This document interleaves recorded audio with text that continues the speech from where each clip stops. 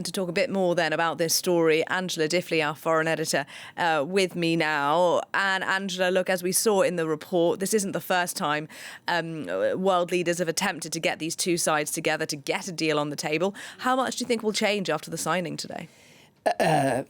It's possible that the signing might not make a great deal of difference. You know, Donald Trump, as we've seen again and again, is very good on the show of all of this, the television of all of this, and the theatre of it. But this thing has its roots way back.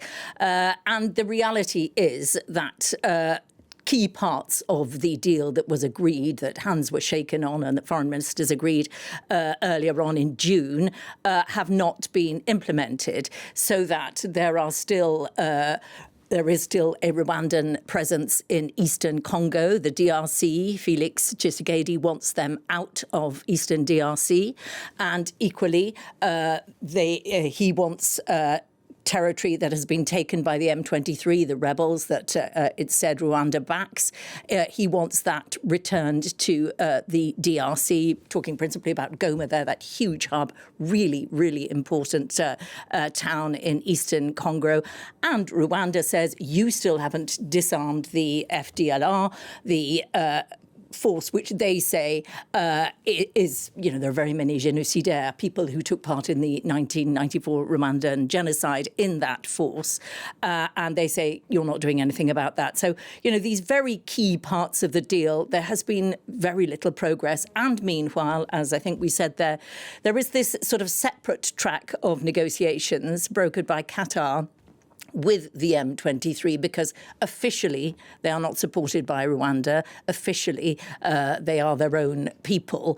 And so what will they do? It all amounts to, on the ground, are they going to continue fighting or not? And so, you know, already there's not a great deal of optimism about this deal. I don't know how Donald Trump will spin it. It will be very interesting to watch what happens. There will no doubt be reporters there, and to see how it is spun, and to see to what extent Trump owns this thing. And it is worth just telling our viewers that we are expecting that in about an hour's time. Paul Kagame and Felix Tshisekedi at the White House will bring you some of those live images when we get them. And Angela, in the meantime, as we wait, there is an economic aspect to this agreement, isn't there? Donald Trump, famously somebody who believes in deal making, and DR Congo has a lot of critical minerals. Explain to us how that is factored into the peace deal here.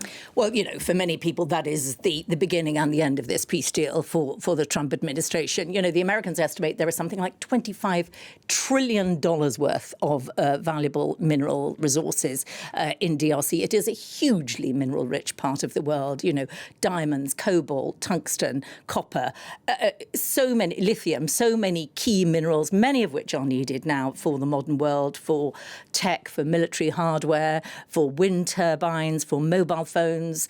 You know, they have everything that everybody wants. And Trump doesn't want the Chinese to get their hands on it either. And so he has been trying to get DRC and Rwanda to put aside these long-standing quarrels over territory and minerals, because that was what was motivating much of the disputes between DRC and Rwanda long before Trump came on the scene. But to put those aside and to cooperate on building major infrastructure and to make this an economic win. You know, there is an attractive side to Trump's approach to foreign affairs. You know, he always portrays everything very optimistically. You know, let's all stop fighting each other and let's start doing business together. That way we all win. You know, but the reality is this part of the world there are deep-seated ethnic there is history there, which is not so easily bypassed. And, of course, tied into that history is the relationship that different ethnic groups have with those resource-rich areas of the world. So it doesn't look as if with a wave of a wand it's going to all be sorted out. But, you know, any step towards peace is to be applauded. And, you know, America has weight. It has leverage. let's hope things will improve. And in the meantime, the Qatar side, a parallel track with Qatar brokering talks with the M23, those rebels officially not backed, but the UN is pretty sure backed by Rwanda. They are working very closely with Washington. So we'll see how that feeds into what actually happens on the ground. Even if violence diminishes somewhat, that's something. And we'll see, as you say, the optics and what we see when those two leaders do arrive at the White House in, I say, about an hour's time. Thank you very much for the moment. Angela Diffley.